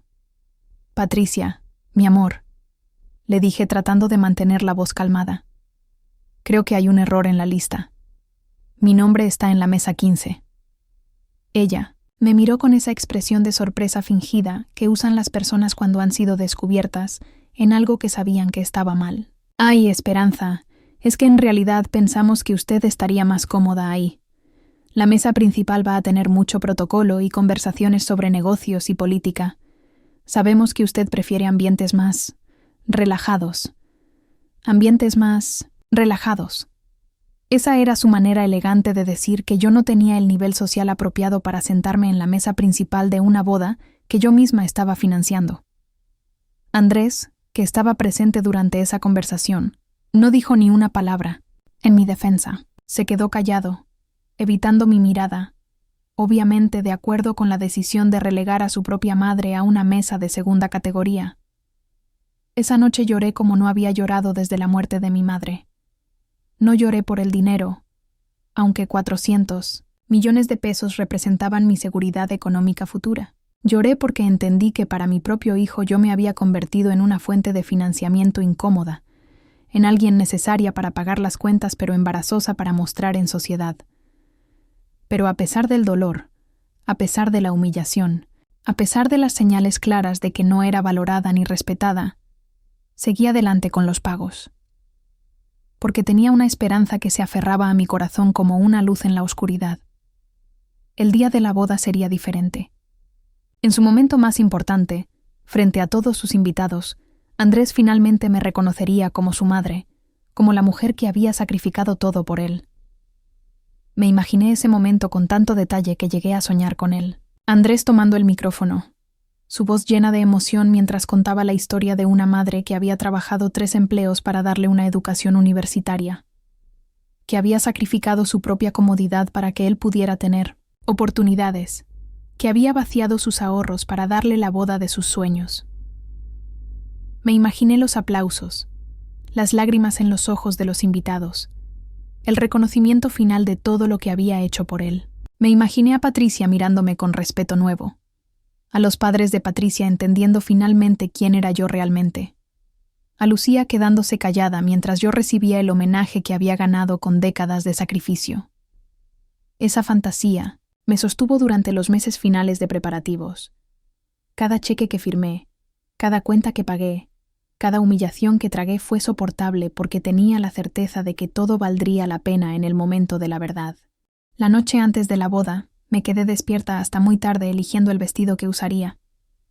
No tenía dinero para comprar algo nuevo después de haber vaciado todas mis cuentas para la celebración, pero tenía un vestido negro que había comprado años atrás para el funeral de mi abuela. Lo mandé a arreglar con una costurera del barrio para que se viera más elegante. Compré zapatos sencillos pero presentables y practiqué frente al espejo la sonrisa que usaría cuando Andrés finalmente me reconociera como su madre frente a todos. Me imaginé caminando hacia el micrófono cuando él me llamara, recibiendo el aplauso del público, sintiendo por primera vez en décadas que todos mis sacrificios habían valido la pena. Lo que no sabía, lo que mi corazón de madre no pudo anticipar ni en sus pesadillas más oscuras, era que esa noche no sería el momento de mi reconocimiento, sería el momento de mi aniquilación más completa, porque a veces las personas por las que más sacrificios haces son precisamente las que menos dispuestas están a reconocer el precio de su comodidad, y a veces el amor maternal más puro puede ser recompensado con la traición más cruel. Pero eso lo aprendería al día siguiente, en un salón que yo había pagado, frente a gente que bebería champán comprado con mi dinero, mientras mi propio hijo me convertía en una nota al pie de página en la historia de su vida. La madrugada después de la boda, cuando finalmente llegué a mi casa después del viaje más largo y revelador de mi vida, no encendí las luces. Me senté en la oscuridad de mi sala, aún con el vestido negro puesto, los zapatos que me habían lastimado los pies durante horas y el maquillaje corrido por las lágrimas que había derramado en el estacionamiento del club. Pero algo fundamental había cambiado durante ese viaje de regreso por la autopista norte. La mujer que había salido humillada del salón, Los Arrayanes, no era la misma que ahora se sentaba en su propia casa, rodeada por el silencio de la madrugada bogotana. Por primera vez en décadas, sentía una claridad mental que cortaba a través del dolor como un bisturí láser. Cada detalle de mi vida pasada, cada sacrificio que había hecho, cada humillación que había tragado, se organizaba en mi mente con la precisión de un archivo legal. Y en el centro de ese archivo estaba una verdad que durante años había estado oculta bajo capas de amor maternal ciego. Yo tenía poder, un poder real, tangible, documentado. Me levanté lentamente de mi silla y caminé hacia el estudio que había improvisado en el segundo piso de mi casa. Encendí la lámpara de Minenonsink escritorio y me dirigí directamente hacia el archivador metálico, donde guardaba todos los documentos importantes de mi vida. Mis manos, aún temblorosas por la adrenalina de la confrontación emocional, abrieron el cajón inferior con una determinación que no había sentido en años.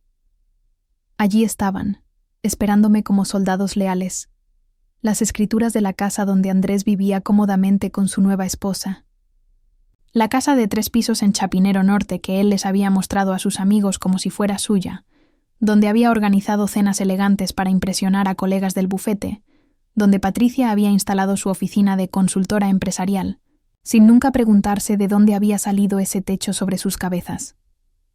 Saqué los documentos con cuidado reverencial y los extendí sobre el escritorio bajo la luz amarilla de la lámpara.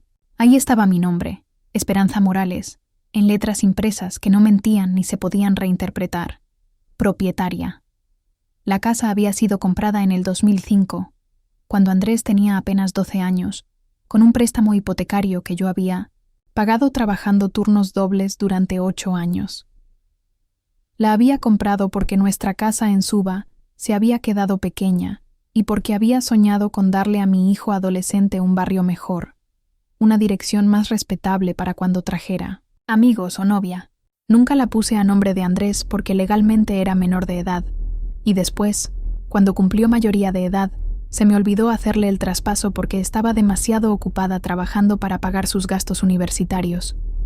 Esa negligencia, legal ahora, se había convertido en mi salvación. Pero la casa no era mi única carta. Había más documentos en ese archivo, papeles que contaban la historia económica real de la familia, que Andrés había decidido reescribir esa noche. Saqué las copias de todas las transferencias bancarias que había hecho a su cuenta durante sus años universitarios, 5 años de depósitos mensuales de 500,000 pesos para gastos personales, más los pagos extraordinarios para computadora, libros, ropa, salidas sociales. Había registros de pagos de tarjetas de crédito que él había usado temporalmente y que yo había terminado pagando permanentemente.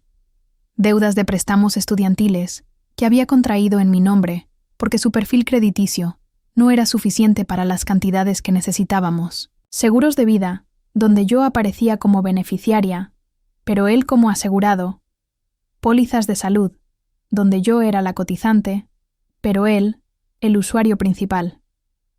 Una telaraña de dependencia económica que durante años había sido invisible para él, porque se había acostumbrado a vivir dentro de ella como un pez vive dentro del agua, sin cuestionar nunca de dónde venía el oxígeno que respiraba.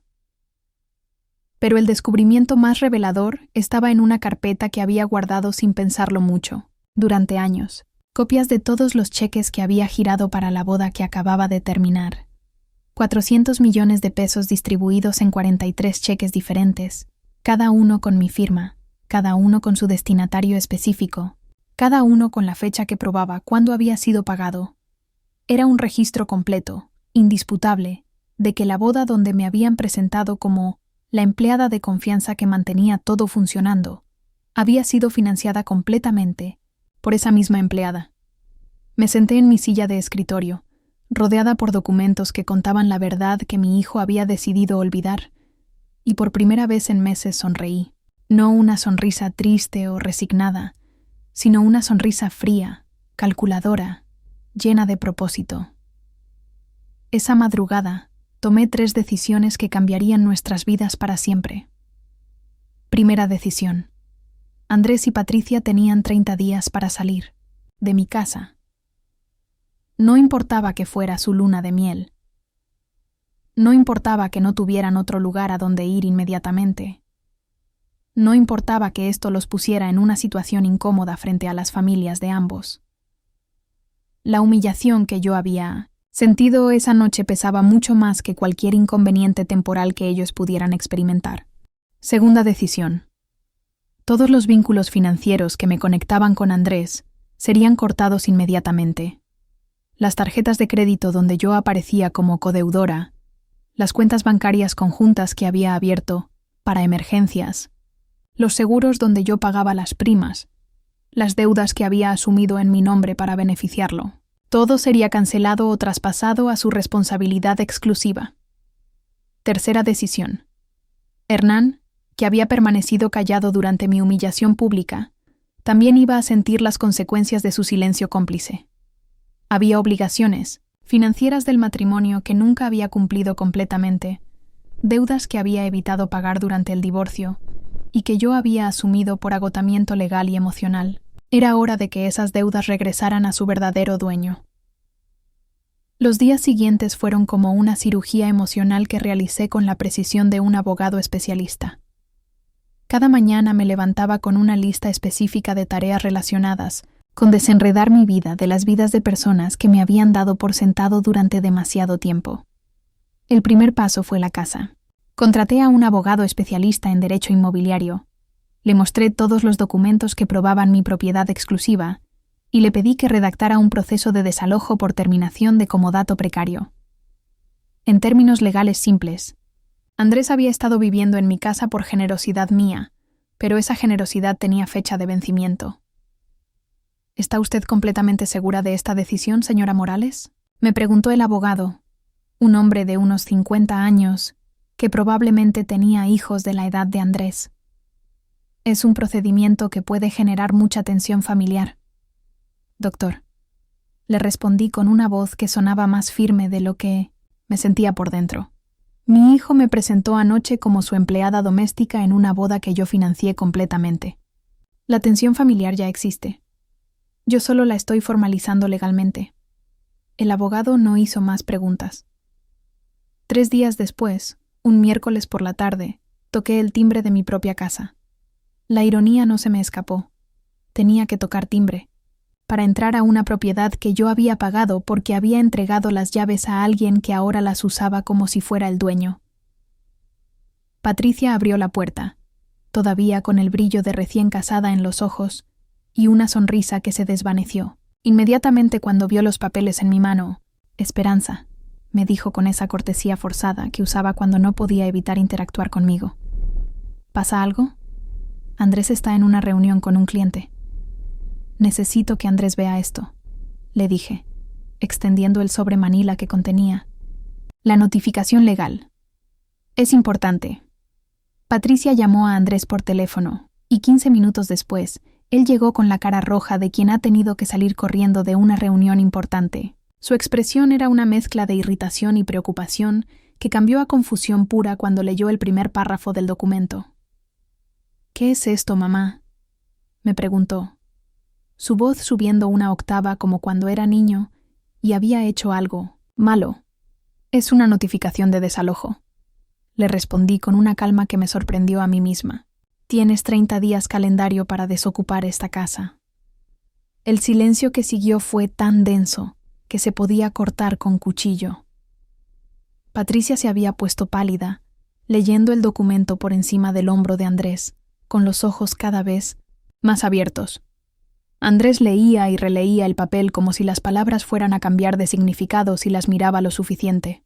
«Esto tiene que ser una broma», dijo finalmente Patricia, con esa voz aguda que usan las personas cuando no pueden procesar completamente lo que está pasando.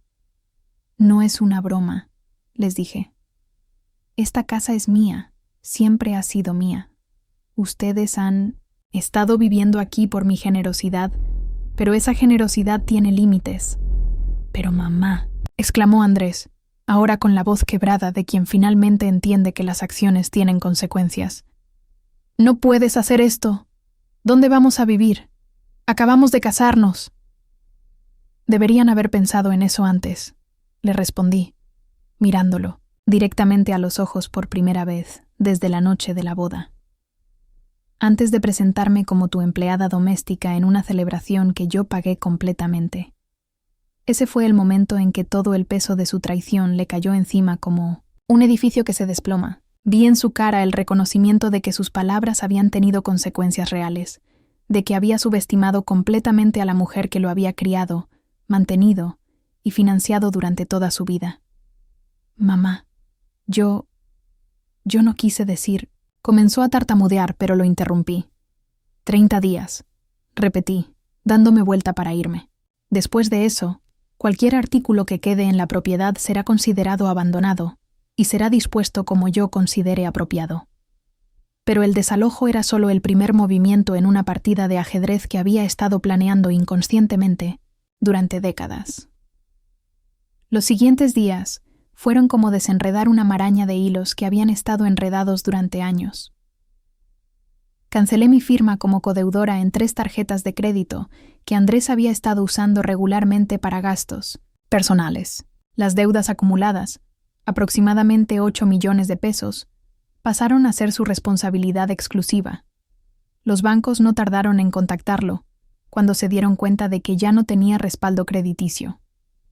Cerré la cuenta de ahorros conjunta, que había abierto años atrás para emergencias familiares y que él había usado regularmente para gastos que no eran precisamente emergencias. Los últimos estados de cuenta mostraban retiros para restaurantes caros, ropa de marca y regalos, que probablemente había comprado para Patricia durante su noviazgo,